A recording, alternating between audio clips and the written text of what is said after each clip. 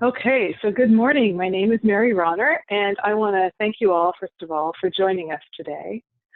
This webinar and our associated work with teams from across kind of community sectors in rural California is conducted through the Regional Education Laboratory West, or REL West. And it's funded by the Institute for Education Sciences, which is a division of the U.S. Department of Education. The REL West, or the Regional Education Laboratory West, is one of 10 regional labs in the REL network that spans the whole country. Our lab, REL West, serves 4 states: Arizona, California, Nevada, and Utah. And our overarching goal is to support the use of high-quality data and research in order to improve academic outcomes for students. Next slide, please. So REL West's work is organized into 9 partnerships. Our partnership is called the California Rural Partnerships Alliance, or the CRP Alliance, and I'm the lead for that alliance. And in our work, we provide research and technical assistance to cross-sector partnerships that focus on education and career in rural and rural-serving California. And we help them identify, gather, share, and use data to make informed programming and policy decisions. Next slide, please. So in today's webinar, we'll take some time to review the research about the ways in which regional partnerships engage in cross-sector data collaboration. We'll identify strategies and processes for collaborating around engaging with data, and we'll highlight some tools that can help facilitate the process. So with that, I'll turn this over to Mara Lacquant, who will summarize some of the research that guides this work. I'm very excited to be on this webinar today with all of you, and really excited to share some of the innovative strategies that are coming out of the work happening in our rural California communities around cross-sector data use. Before we hear from our 2 presenters today that are really going to share their lessons and strategies that they've been successful at, and where they're at in terms of kind of moving forward with these best practices, I just wanted to ground our session today in a little bit around the research that has kind of been underpinning a lot of the work that we have been doing as part of this project. So this first piece of research I just wanted to point to is something that's really helped inform a lot of our work within our rural communities here in California. From the onset of this project, we have been really interested in not only kind of the nitty-gritty technical ways in which rural and rural-serving consortia are working together to better use data to inform decision-making, as Mary was discussing, but also around the skills, capacities, and mindsets of leaders that are really integral to the success of this cross-sector work. And for those of you who aren't aware, there's some really exciting research around networks for social change.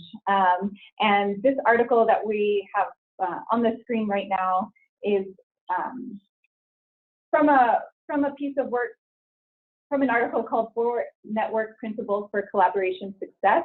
And it really goes into 4 rather counterintuitive principles that are really, that have been deemed to be really important in the ways in which cross-sector leaders can really advance significant change in their regions. And this work is really rooted in over a decade worth of research with nonprofit leaders. And the 4 key principles are here on the slide now, summarized in this way. Coming out of this work is really to focus on this idea of focusing the cross-sector work on a mission before individual organizations. And this is really looking at the way in which successful cross-sector leaders might in some ways be doing counterintuitive action in terms of forsaking organizational gains for a greater mission and impact. And so what's coming out of this research is that this really kind of has significant implications for cross-sector work. In the short term, organizations have had to shift from focusing on their program expansion or scaling or replication of services to really investing in their peers and really investing in a network that's driving towards a shared mission. So this is one of the kind of mindsets that this research points to as being really critical for the cross-sector and kind of collective impact idea that was happening with the nonprofits interviewed for this work. The other big principle that's discussed in this paper is the idea of manage through trust, not control. And this gets at the idea that sometimes when folks are trying to gather cross-sector people to come together, partners might be showing up at the table for the wrong reason. They might be there because a funder has asked them to go, or they feel, compelled due to the dynamics in the region. But really, this kind of principle is getting at the idea that more successful cross-sector work comes from when partners show up because they have an affinity towards working together and towards this shared mission. Another principle here is the idea of promoting others and not yourself. And this gets at the idea that individual organizations are all individually critical, but really, a lot of the work of within cross-sector success is around how each organization works together and how they see each other as all integral pieces, and that each of them bring their own strengths, and that the health of the overall cross-sector work is dependent on continuing to build and nurture and support and empower your partners that are within this larger effort. And that kind of gets us into the fourth principle that's outlined in this particular paper, which is around this idea of building constellations, not stars, which I really love the imagery around, and have found to be really, again, very, very true to what we're learning in the work that we've been doing here in California, around this idea that it's not all necessarily about your organization and it being spotlighted, but really that your organization is one of many nodes. It's within a larger constellation of effort that's happening here, and that by leveraging resources, the whole kind of cross-sector work can kind of move and advance beyond what any one individual organization might be able to achieve. The other piece of work that we just wanted to bring into the conversation today, and there's so many different, so many relevant pieces of work here, but this one gets more at some of the steps and processes that we have in terms of the research that's underpinned our work here in California, and also that we have found to be insightful and helpful as we are learning from our partners in the field. And this comes from a report from the OMG Center for Collaborative Learning, which is part of Equal Measure. And this report came out in 2013, and it was the culmination of a 3-year research report funded by the Bill and Melinda Gates Foundation. And they were really looking at tools and processes around supporting multi-sector strategies around student post-secondary success and completion. But when we engaged with this research and started to test it out in broader context, we learned that a lot of the tools and processes here are not just about post-secondary completion and not just relevant for post-secondary partners in cross-sector work, but some of those process steps have been really helpful in kind of larger cross-sector work that getting at goals that integrate both K-12, post-secondary, and workforce partners. And so we put some of the data steps and activities that are indicated in this report on the slide, and so folks can see, you know, working together is listed here in terms of step number 1. These are in a linear order, but there's a lot of weaving back and forth between some of these, and we're going to hear a little bit more about how that looks in operation later from our partners. But the working together idea is really, you know, about how your cross-sector partners are coming together to establish data sharing agreements, developing data warehouses or data lakes, if that's the direction that your consortia is taking, the development and assignment of roles and responsibilities in this work is really critical. Another step here is really setting the goals and data strategies, and that is really critical in order to narrow the work and ensure you're all kind of working towards shared outcomes, shared intentions, and beginning with that selection of a research question to drive the work. It also, you know, refers to the identifying of partnership goals, the milestones and ways in which you might measure progress, the strategies for qualitative data collection. Should you be including that in your data work? So that's kind of the definition of that data step.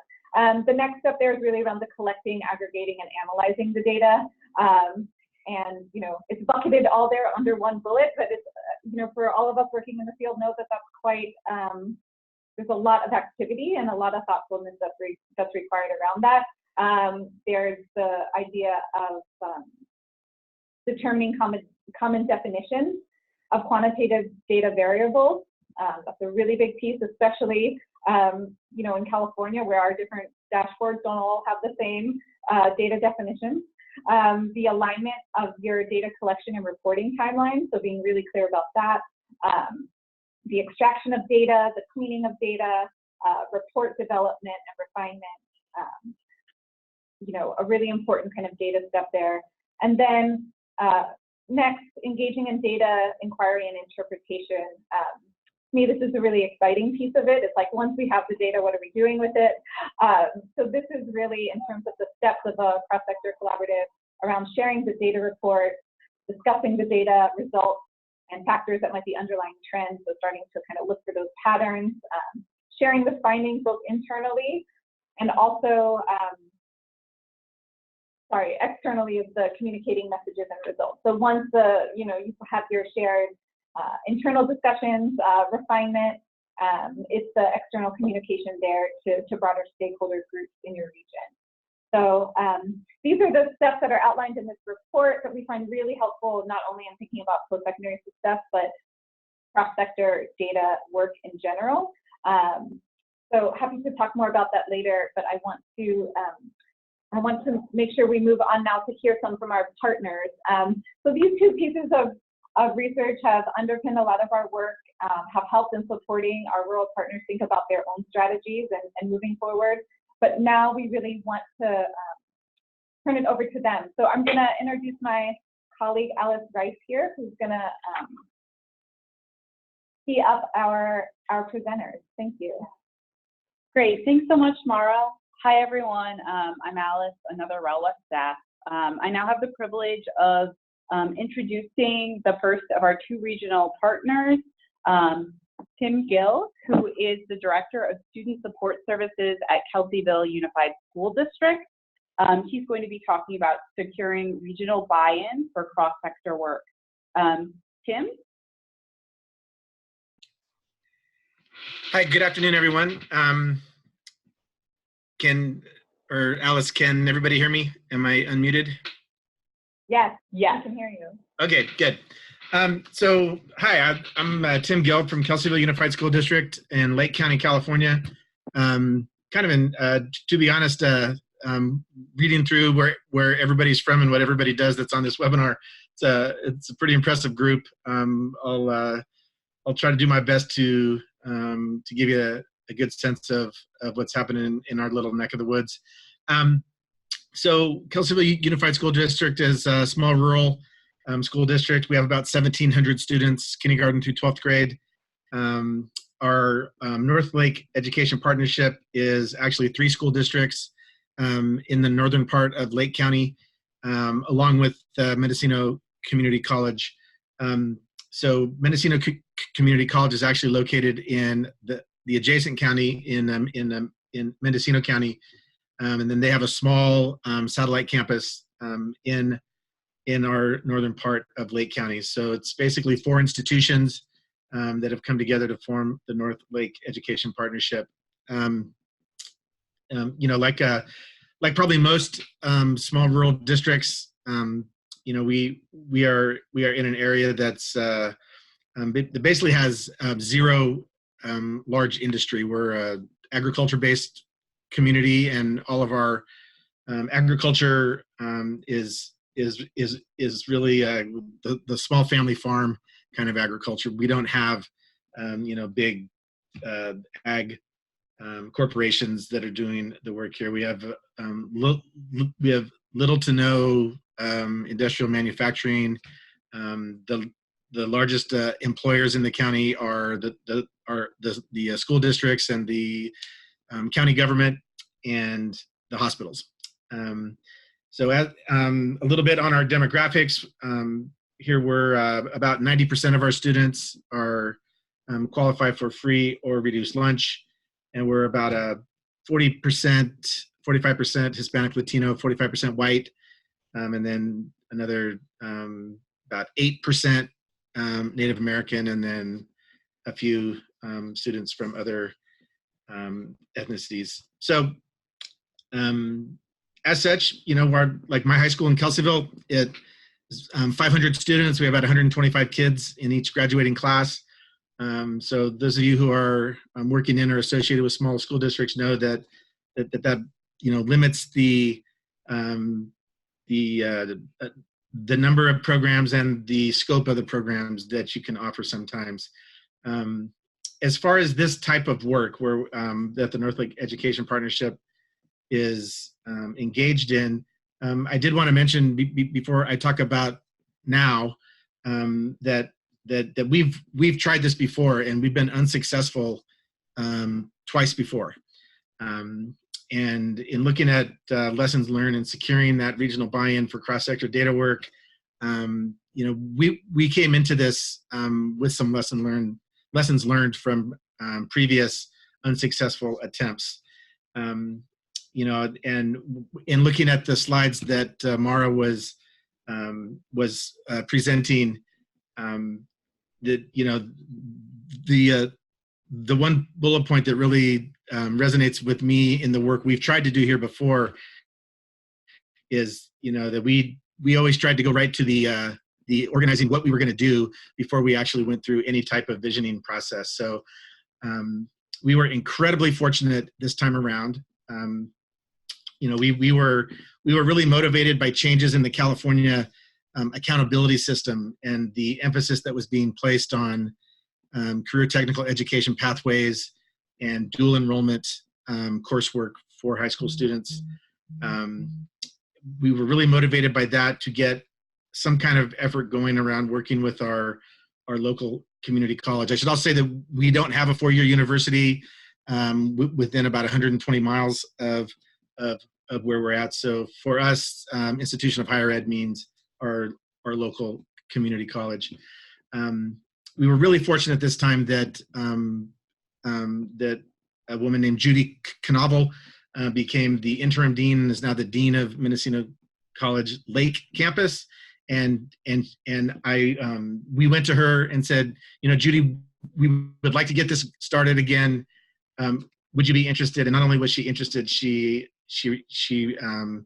jumped in with both feet and really led us down this path of developing the shared agenda, mission, and vision for our consortia. And then along the way, the folks from REL West, Alice and Mara, came and have really done an incredible job of helping us focus on this important part of securing the regional buy-in. And Mara and Alice and Judy could tell you that the folks from the districts when we go to our meetings, we want to jump into the nuts and bolts of what we're trying to do. Who's going to teach this class? How many hours does it have to be? I mean, they're really getting down to, the operational aspects. And they kept dragging us back around this idea that, hey, if this is going to be successful, you guys are going to have to develop shared agenda, mission, and vision. So, Alice, if you go to the next slide. So they introduced us to the process Enneagram, and I'm sure that most of you are familiar with this.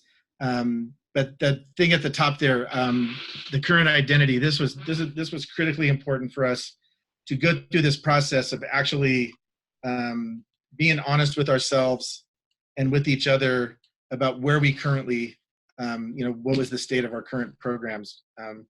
Because when we really had those conversations and we were able to say, we really don't have a good handle on how to collect the data that we need to drive this work. And being honest about that, being honest about the fact that that we had career technical education pathways at our high schools, but they didn't go anywhere after high school. We didn't have any type of articulated agreements with our local community college. We had to be honest with ourselves around the idea that we were offering programs based on people that we had, not offering programs on what the workforce data says that we needed to offer. And again, small school. My high school has less than 30 certificated teachers.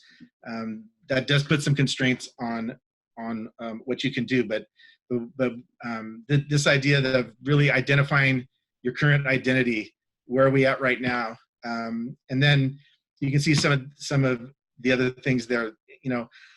We've really spent a lot of time around the idea of what do we want to create, and what do we want to achieve, what do we want this to look like 5 years from now, and we came up with through this process came up with a vision that says that really what we wanted was a connected and coordinated community college and high school system in North Lake County, and that in the coordinated 914 system, K-12 and community college districts will work together to provide integrated support to students as they move from self-directed discovery and career exploration through their individually tailored pathways to college and or career success.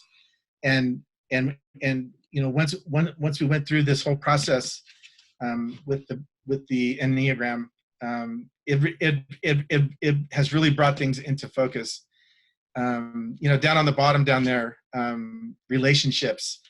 Even in I think Mara and Alice have been involved for about a year, and I've been involved with the person at our community college for about a year and a half.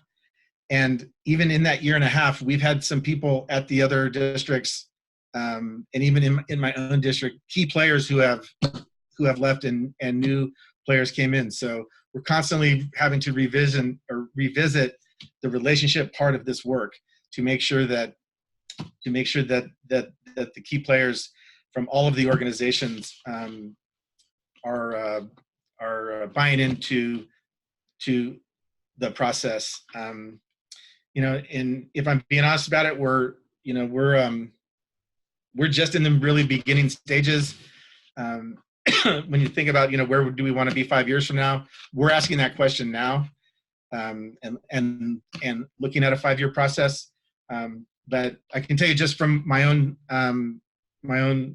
little school district here, we've gone from offering no dual enrollment courses to, I think this fall we're going to be offering 7 dual enrollment courses. In the past, we had 0 articulated career technical education pathways with our community college. We just signed, or we're just in the process of, my school board is approving an agreement that establishes at least 3, and we're working toward 5 articulated career pathways with our community college that result in some kind of industry recognized certification. And when I talk about how important it is for us to do this work, about 80% of the students from my high school go to this particular community college because it's right here, and kids don't have to go away. So I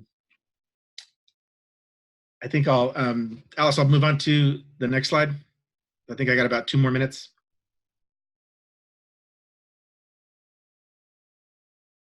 Okay, so this is just an example of the SMART goal process. I'm sure that you're all familiar with. You can see there, if you can read it, create and implement a way to track students from pathway entry into employment. So, you know, we have lots of a variety of grant opportunities through the state for funds for this kind of work, but they all ask for this kind of data. And right now, I mean, we're closer to getting there now than we were a year ago. A year ago, we had no way to track this kind of data. So once we were able to identify exactly what we wanted, as far as data goes, you know, then we've been able to make some strides in collecting that data. And then the last slide.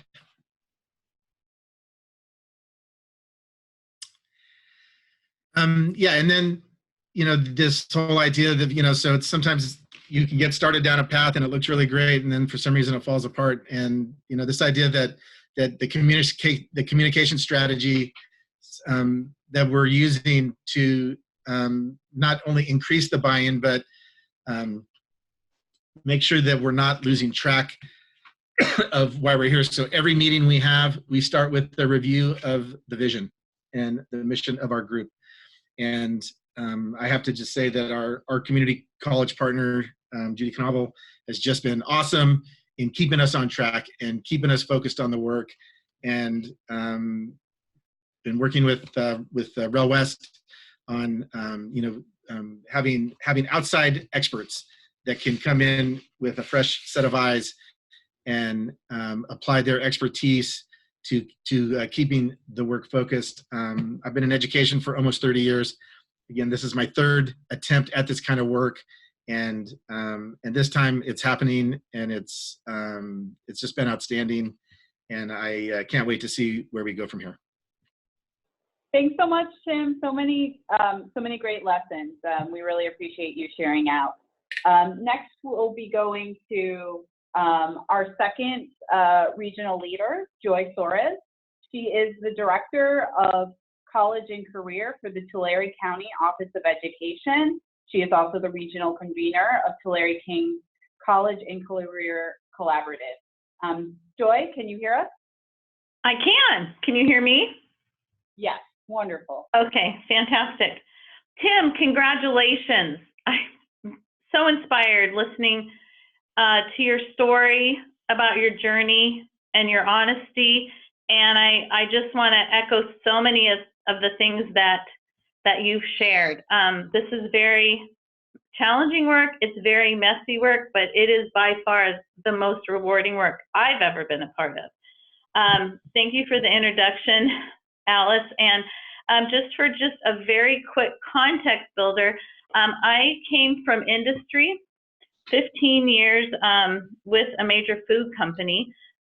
When I left as a vice president of marketing, and it was because I got involved with career pathways on an advisory board. And I wanted to just get involved in education and change the world, right? So here I am, except I am not a star by any means. I'm definitely one small star in this constellation of the Tulare King's College and Career Collaborative. And I know a couple of my colleagues are on here. Mike, Ken, good to have you online with us. And I just want to echo that what Mara shared in the beginning about really looking to the research about driving principles for this cross-sector leadership. I really want to encourage anybody that's on the line to take some time and read the article that was shared. This has really been something that we've embraced in Tulare King's, the 4 driving principles for cross-sector leaders, and it's something that we do believe in. And I'm so glad, Mara, brought that up because it is sort of embedded in a little bit of this presentation. So very quickly, the Tulare Kings College and Career Collaborative, which is convened by the Tulare County Office of Education, we are a cross-sector collaborative, and our partners are 11 school districts, 3 community colleges, 1 CSU, which is about 40 minutes away, and 1 UC, which is about 90 minutes away, UC Merced and CSU Fresno. And then our 2 workforce investment boards, Tulare County and the Kings County WIBs, are very involved in this work. Tim, 5 years ago, my story was very similar to yours. And when I say my, I mean our story, Tulare Kings College and Career Collaborative. We had some very successful college and career connections made in the county, in these pockets of excellence, if you will. You know, some career pathways in a particular district, and some work-based learning going on in another, and it was really exciting. But I think what happened in our region, which is primarily driven by our 3 major industry sectors, number 1 being ag, and also health, manufacturing, and education is also a priority sector. We were a recipient of a CCPT, a California Career Pathways Trust grant, a $15 million grant, and it really propelled what we did. And within that grant, we brought these school districts together, and we started learning and improving together. And we had to collect some data, and it was difficult. We also were fortunate enough to say, hey, CCPT2 came out. One of our districts applied, and we all went into that grant. Most of us went into that grant. So we braided those funds, and then we were a regional hub of excellence with Jobs for the Future, and we braided that work with the CCPT2 grants, and it was because of the Jobs for the Future regional hub of excellence support, technical support from Jobs for the Future, that really had us focusing on this cross-sector leader. So I want to go back to something that Tim said, and I would say, if anybody asked me, Joy, as a leader, what is something that really, really changed the trajectory of your partnerships, your collaborative? And Tim hit the nail on the head. He mentioned Judy, his champion. Judy was a champion. And Tim, well said, because it's those partnerships and relationships. And what I feel so fortunate about is after 5 years in this work, I can honestly tell you that we have a champion in every single sector, and we have multiple champions in these sectors. And that is really what is driving the work.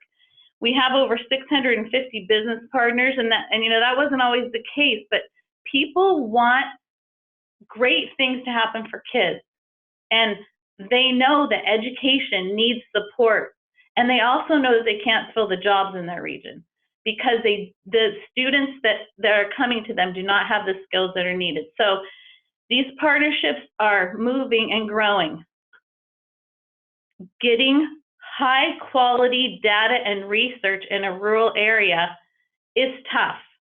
And that's why we were so excited when Mary Wested, REL, and Jobs for the Future gave us this opportunity to learn together and to figure out really organically how we could do what we needed to do. And, you know, we still have a long way to go, and we'll talk a little bit about outcomes later. But it was really something that helped us. So today we're just going to touch very briefly on our regional collaborative and developing these endorsed shared metrics.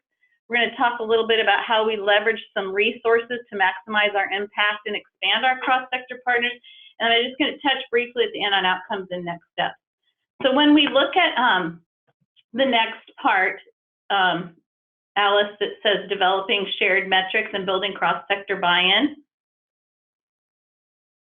I think that this was a game changer for us. So like Tim, the work in Lake County, we actually brought together over 79 cross-sector partners so we could actually identify our regional priorities.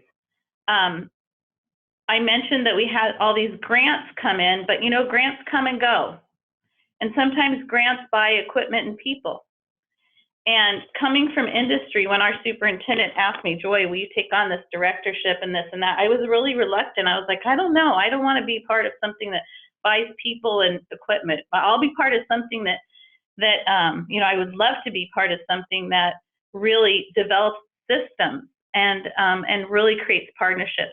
Well, there were so many like-minded people in our region that wanted to come together and do that, the champions that I mentioned. So that's what we did. We moved from a grant-funded consortium to a partnership collaborative.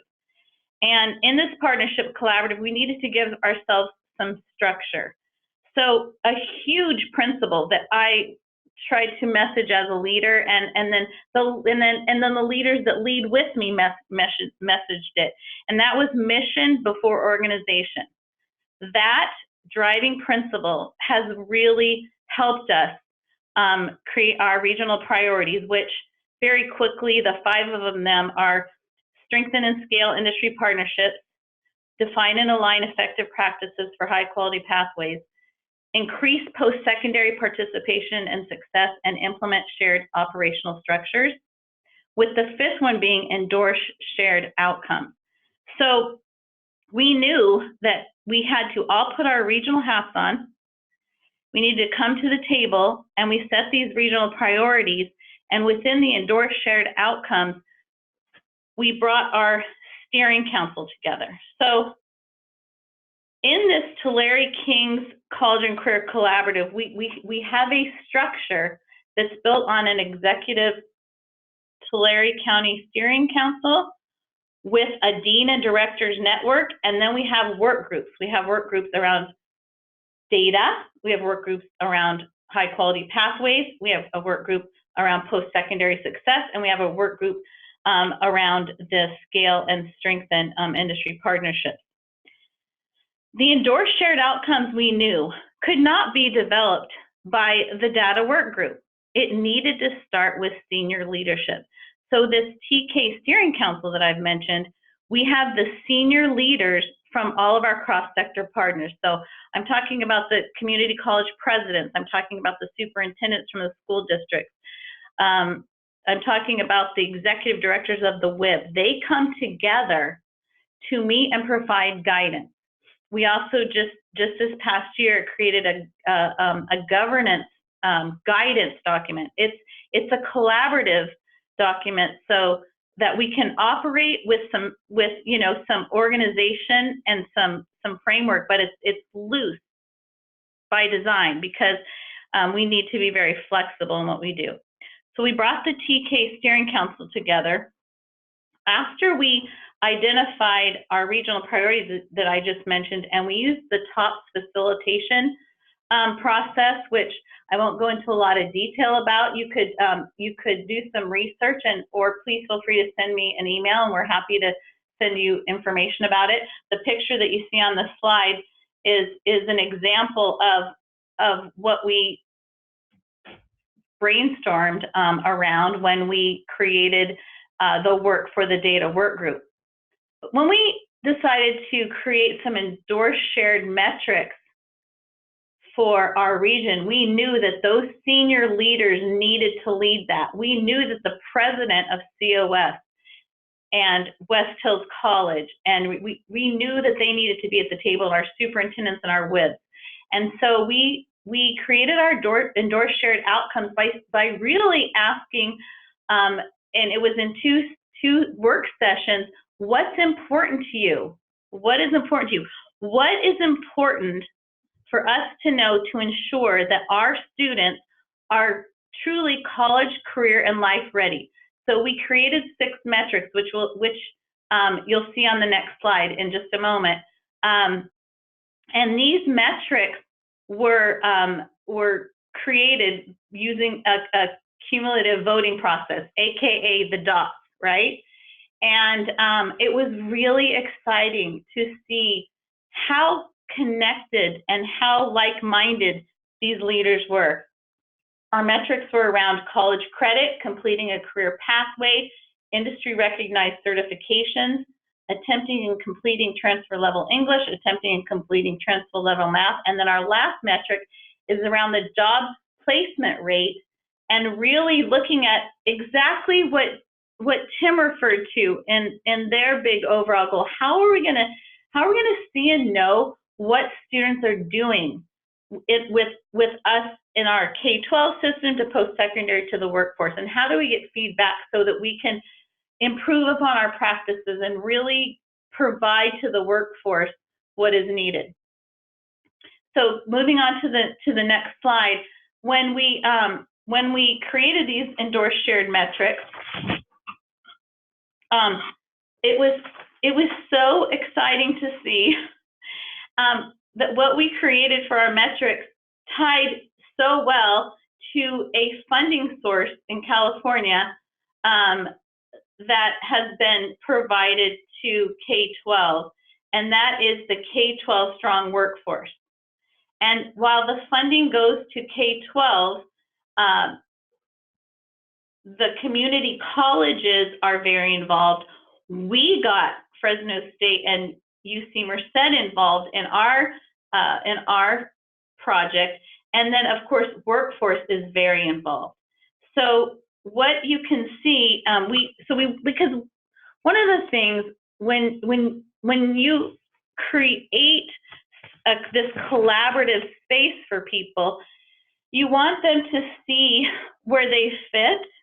We want to all understand how we will benefit. All of us, everybody will mutually benefit. And we also don't want to be doing all these things in silos. Okay, we don't want to, measure this in a silo and measure that in a silo. We want our work to be braided and very connected.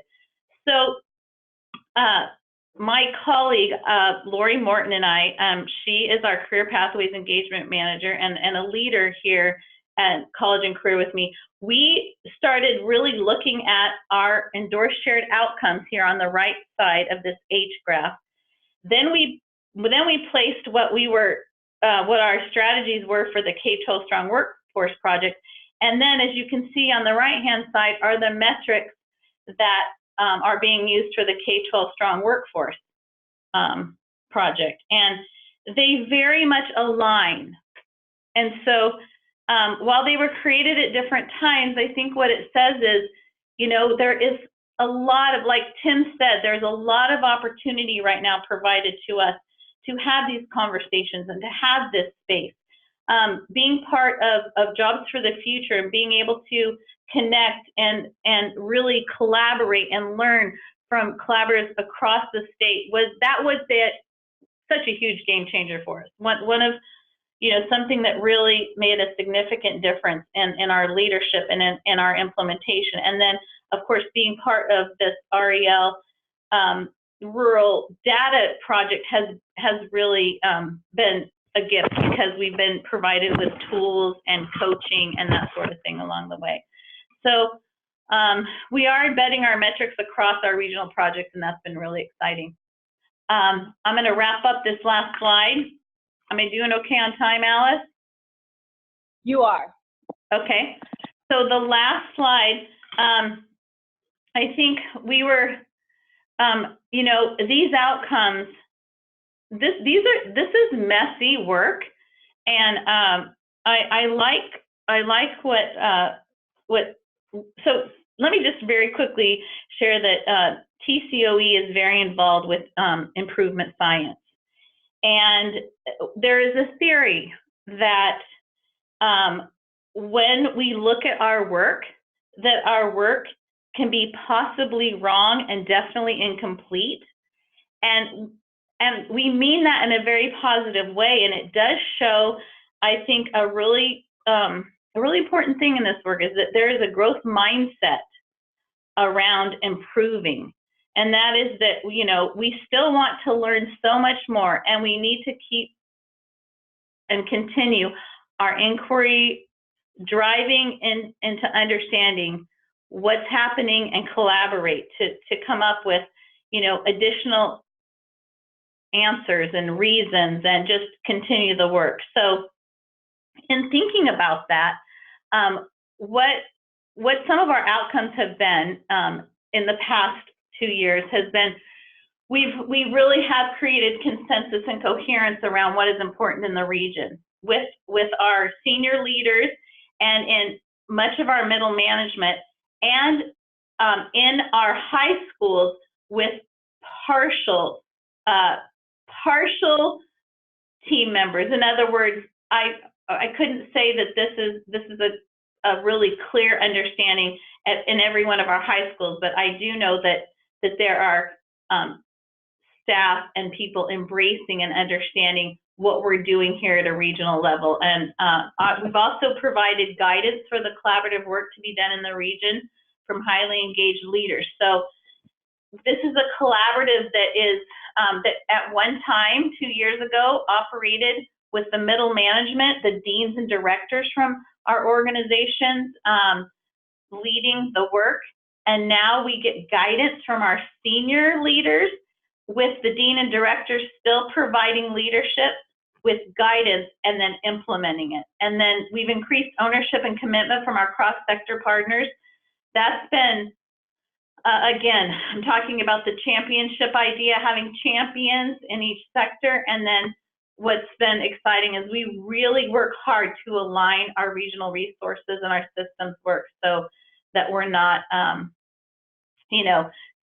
duplicating as much or working in any kind of silo. So our next steps is we're looking to do something very exciting, and I really want to thank Alice, Mara, REL, West for this upcoming work this year.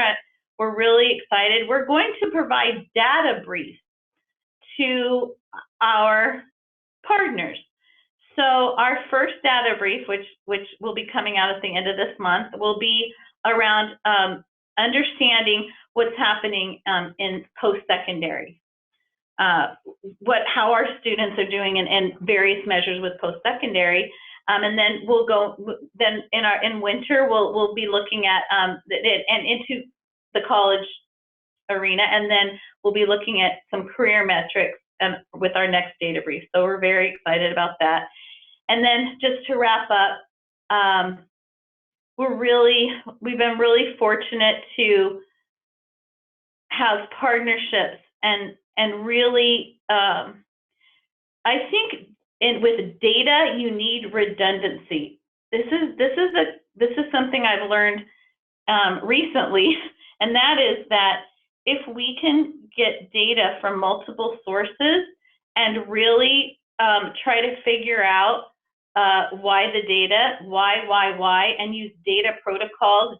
REL West has been very fantastic, and we've landed on a data protocol that we'll be using. I think that because we're working with REL West, we're working with Educational Results Partnership, which is CalPass Plus and Launchboard, and we're talking with another data provider. And we also are so grateful to have UC Merced Center for Educational Partnerships as part of our collaborative, because there will be gaps in any data that we collect, I think, and that all of these partners can work together to help us fill in those gaps. So it's been a fantastic partnership, and I want to thank all of you at REL West and Jobs for the Future for the opportunity. Tulare King's College and Career Collaborative is we're better together, which is one of our core beliefs, and you're definitely together with us. So thank you. Thanks so much, Joy, for sharing your unique experiences building capacity for data use in your education and career partnerships, and setting such a high precedent for cross-sector collaborative work in California. It's really amazing to work with you. We'd now like to invite attendees of the webinar to join us in the conversation. Please type your questions or indicate if you would like to ask a presenter a question about their presentation or ongoing work in the chat box.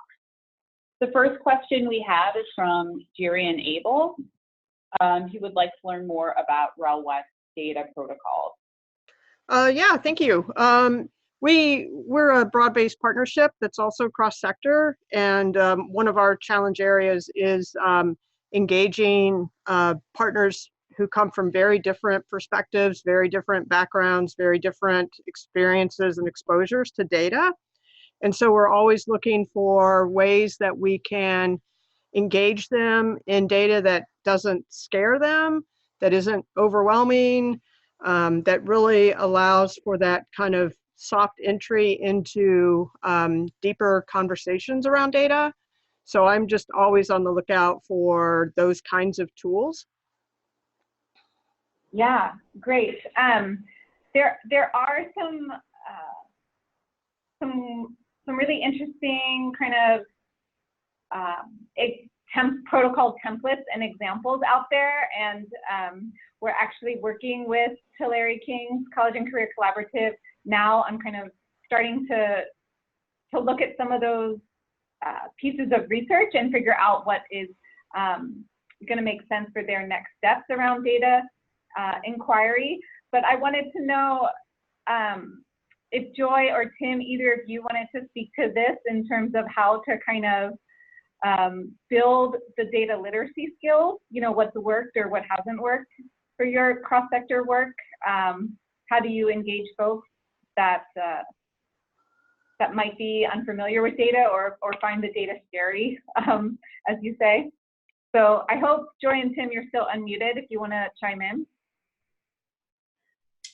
Sure. This is Joy. Just very quickly, one of the things that that REL West helped us do was that so when you think about cross-sector partnerships, you're talking about every sector speaking a different language.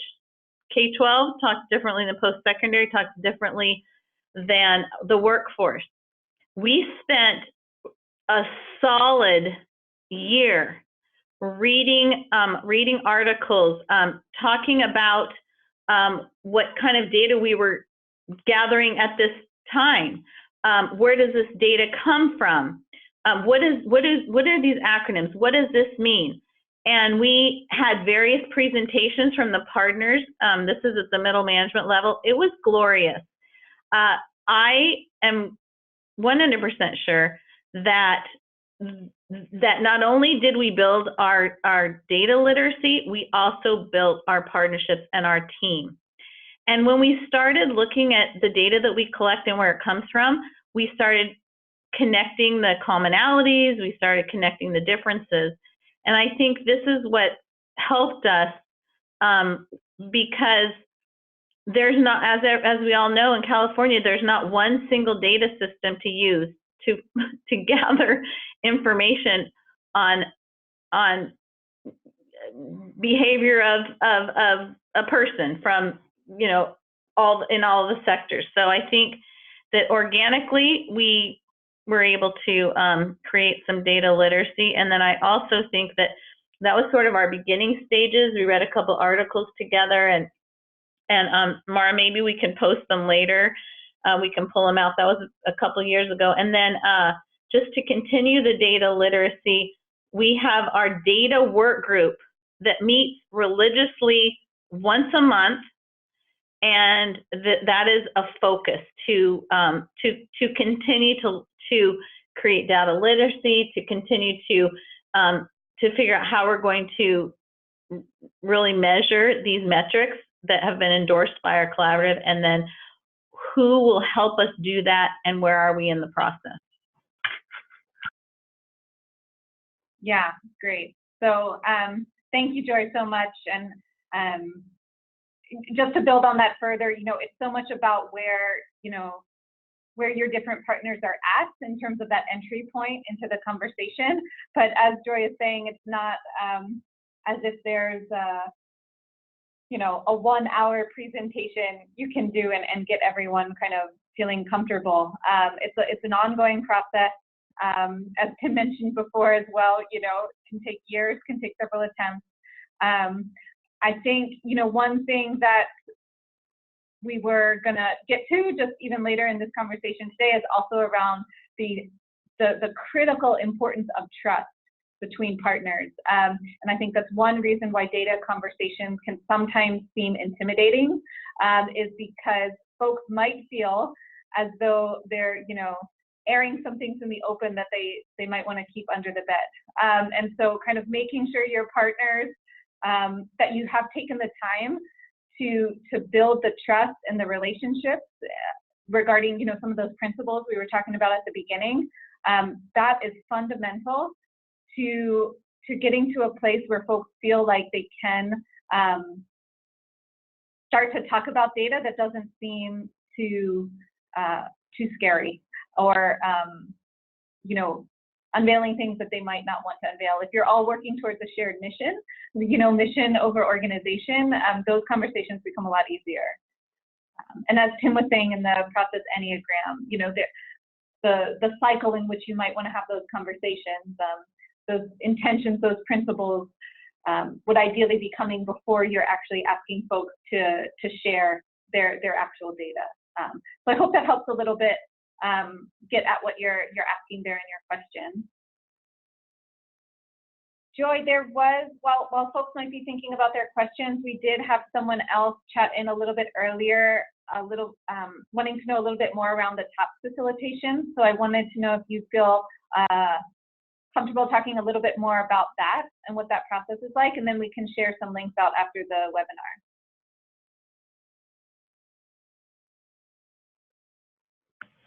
Sure. I think what's really neat about these cross-sector partnerships is that this was really an idea about that really came to us through our Workforce Investment Board, and they actually bring in businesses, and the entire Tulare County WIB staff is trained in this methodology, because it is about making sure that you do have everyone engaged in this process, and it's leadership that really can be gained through this process. So just very quickly, the TOPS facilitation method, it actually is about coming to some, it's surfacing what people are thinking. It's coming to consensus about what people are thinking around a very important guiding question.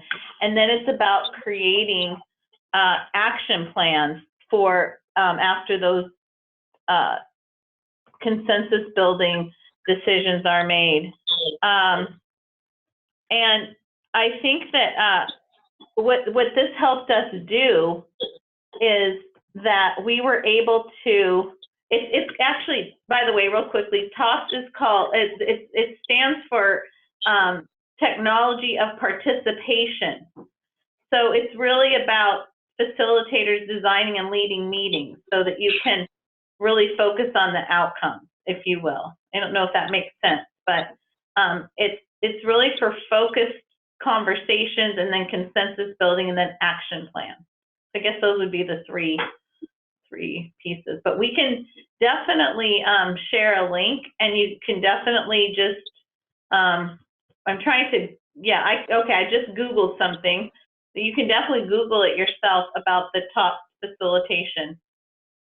Yeah. The wall of wonder is fantastic, and you can see the corner of the wall in the picture on that one particular slide, but you get to see everything in front of you, and it really is a fantastic way to facilitate. Yeah, thank you.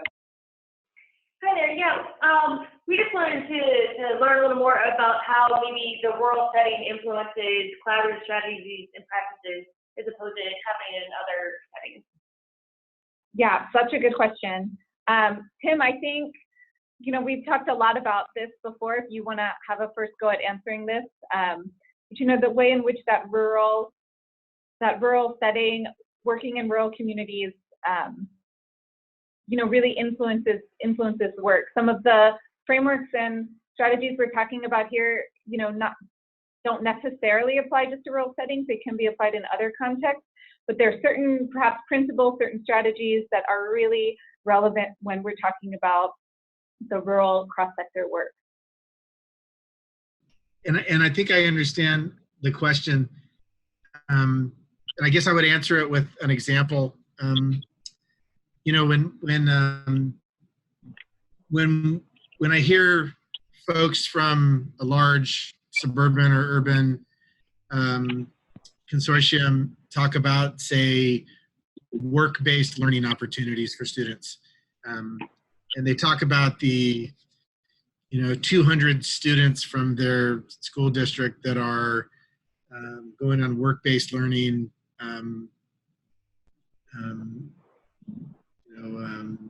or finding work-based learning opportunities at, I don't know, Lockheed Martin or Boeing or some big giant industrial-based company. When the kind of work-based learning opportunities that I have here in Kelseyville is I can send 2 students over to a company called Stokes Ladders, which makes ladders for picking pears. And it's not even in the same universe of scope. So I think that what we try to do is, certainly appreciate and envy a lot of those kinds of projects that are possible in a more suburban or urban area, but you have to be realistic about what you can accomplish. And I think that one thing I've learned over the last year and a half in working with REL and with our community college is really how to have those discussions to narrow down the focus to something that can actually be quantified, that you can actually come up with a SMART goal around that one thing that you've narrowed down to, and that it's okay for your organization to have much more modest SMART goals than, say, in a larger setting. So, not that we're settling for less. It's just, sometimes in order to make progress, you have to know what's possible. And I think goes back to that being honest about where you're at right now. And so I guess that's how I would respond to that. Yeah, great. Joy, did you want to add anything to that? Yeah, just quickly. So I understand what Tim's saying and agree. Work-based learning does get tough, and just that example, we've tried to get really creative. Like, our school districts are partnering with the vendors, the people that they pay to do work at their school. Those people are committing to job shadows and internships. And while it may not be in the same industry that these students are doing, you can still focus on the skill. I would like to speak to the fact that I feel it's been a real positive for us from a rural standpoint, in that I feel like we're able to be very maverick and move. We have that opportunity that we're small enough. We do have a couple districts that are in areas with no mayor, no city government, and very similar to what Tim is talking about. And, they have to get very creative.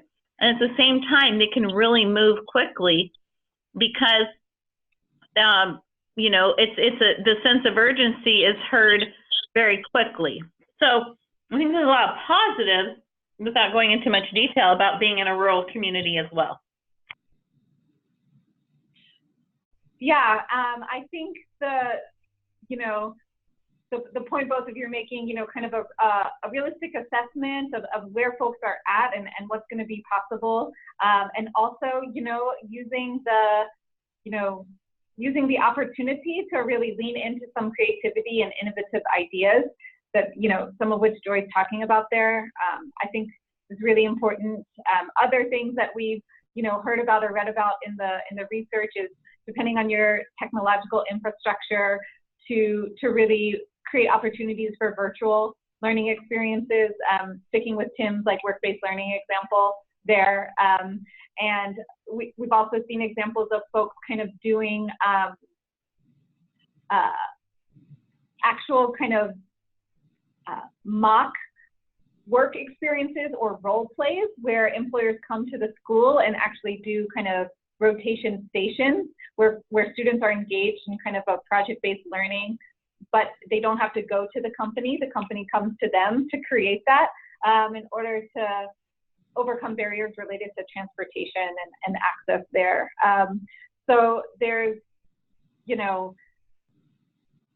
a lot of opportunities that might start to be created once you get folks thinking about, what are those innovative strategies you might be able to do. But that was a great question. Great. Like I said, I'm gonna just share one more learning that we've had from our engagement with rural communities in California and our work in general in terms of the building data capacity. If anyone else has a question, please do type it in. We want to make sure that we've got time to support folks and answer questions and hear from the two experts that we have on the line today. So while we're waiting for any other questions to come through, I did just want to share one more, kind of hopefully helpful framework. Something that we like to say a lot is that all frameworks are flawed, but some can be useful. And one thing that we've been really learning about through our work is this idea of, system leader characteristics. So, a lot of our time on the call today is talking about not only those kind of nuts and bolts processes that are very technical that are required to build a community's ability to collect and share and analyze data related to the databases and the agreements that are in place, but really how important it is to have cross-sector leaders that have particular skills and capacities and mindsets that can really, accelerate the work in a region, really find those champions and empower them. And so this particular slide that you're looking at now has a graphic that is getting at system level, system leader characteristics. And this is coming out of a James Irvine Foundation grant that took place in 2015 with Jobs for the Future. And these characteristics were really identified through interviews with system leaders across the state who were doing this cross-sector work that we're talking about, as well as a deep literature review in terms of what are other evidence-based practices of the characteristics that leaders have in order to drive system change. And as you can see here, there are certain dispositions, there's certain skills, and there's certain ways of working. And a lot of the principles that we talked about at the beginning are echoed or interwoven into a lot of these characteristics too. So I know some of the text is really small, but we have the link and we can share it afterwards as well. But there's 9 different characteristics that are listed here. System thinking is one, which really is about maintaining that big picture, refers to that idea of mission over organization. So your system leader, and which is, I presume many of you who are on the line today, the fact that you've made it onto this webinar is an indication that you are really trying to wrestle with this idea of system thinking. How are you gonna achieve regional impact? Having an open mindset, another kind of disposition that has come out of the research in terms of, a key way of working, which really is about as Joy was, saying, they're really into improvement science in Tulare King College and Career Collaborative. So really like embracing the learning, embracing that ambiguity, taking risks, being willing to experiment and try things on. That's a disposition of leaders that can really kind of help this system change work.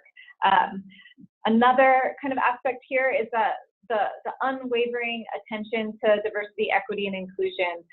This is another really critical piece on many different levels, but in part around the lens in which all of the work is being undertaken. The relationships and trust is another component on this wheel that we've talked a lot about today.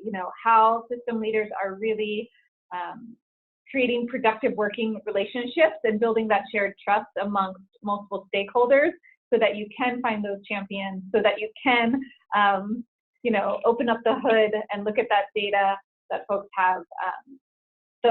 Another component here is focusing on results. So really kind of helping the other partners who are in your consortia really stay focused on that mission, really stay focused on those results. Another big piece of this that we really love, and both Tim and Joy have done fantastic work on in their own consortia, is around this idea of co-creation of the structures to support the work. So really, collaborating with the partners and the other stakeholders to develop the processes, to develop the structures for that joint work, really as a way of kind of building that ownership within your cross-sector consortia. And the last two here, we've got empowerment. So, system leaders really promoting the collective as the unit of influence rather than the individual, and really leaning into that. And then the idea here of incentives and payoff. So, creating opportunities for individuals at multiple levels of the system to see the benefit of their participation in the short term and the long term. So, return on investment for your employer and workforce partners, really what's in it for each of your partners, and helping folks see and make that connection. The other thing that we had kind of for today to just share is really, so much about what both of our presenters are talking about, which is really like that critical piece around collaboration. And our quote here, collaboration moves at the speed of trust. The work of those collaboratives and consortia is really accelerated through deep trust amongst the partners. And I don't know if Tim wants to speak anymore to why he thinks, the first few attempts at cross-sector work might not have been successful in Lake County. But part of it is really, how are folks trusting each other? How are you building the capacity of your group to work in a way in which that continues to be nurtured and continues to be a part of the work? So, our implications here around trust are really bringing the folks to the table, and securing institutional commitments and data sharing agreements. We've seen this several times. Institutions might be wary of signing up or signing on to data sharing agreements, but if they trust in the mission, if they trust in the collective, then they're more likely to sign up and come to the table in that way. So just again, two kind of pieces of additional framing for folks to think about in terms of their own work and moving forward. So I'm going to go back to our Q&A if there was any final questions that folks had. Otherwise, we will do a kind of final wrap up.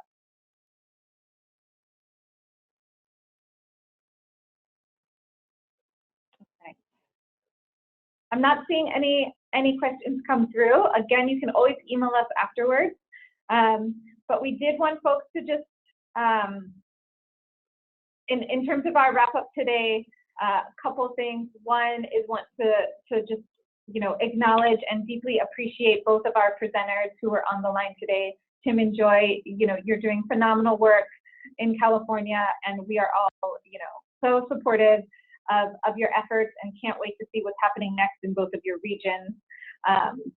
So thank you, and thank you to all of our folks on the line today. We have some great questions and a real diversity of participants. So really looking forward to your feedback today in terms of what you find useful for your own work moving forward, and how we can continue to use this research project, the REL West Research Project, to continue to unpack the enabling conditions for you to be successful in your cross-sector data collaborative